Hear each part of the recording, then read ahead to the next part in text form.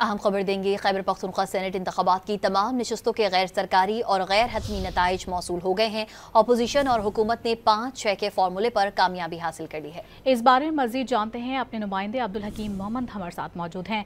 अब्दुल हकीम, ये बताएगा कि किस जमात ने कितनी सीटें जीती हैं, क्या तफसीलात हैं?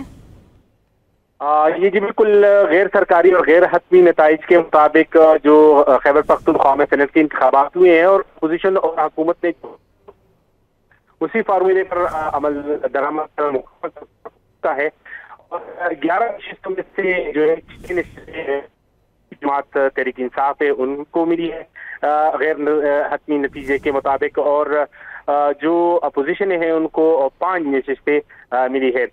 नताइज के मुताबिक जो जनरल नशिस्तें हैं उस पर PPP की तलहा महमूद जनरल नशिस्त पर 17 वोटों से कामयाब करार पाए हैं। नून लीग के नियाज अहमद खान 18 वोटों के साथ कामयाब करार पाए हैं।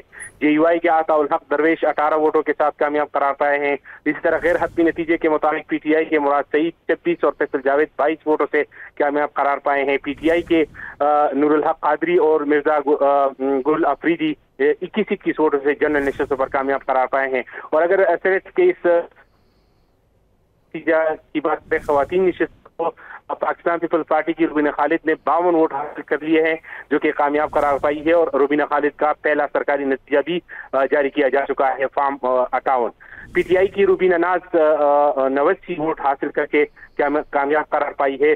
खवातीन जो 45 वोट की तादाद थी उसमें से 2 वोट मुस्तरद हैं और 1 वोट खाली निकला है। 143 कुल वोट पड़े हैं खवातीन नशिस्त के लिए, जबकि सेनेट के इस टेक्नोक्रेट नशिस्त पर PTI के आजम 89 वोट हासिल करके कामयाब करा पाए हैं, जबकि दिलावर खान पाकिस्तान पीपल पार्टी की वो 54 वोट हासिल करके कामयाब करार पाए हैं।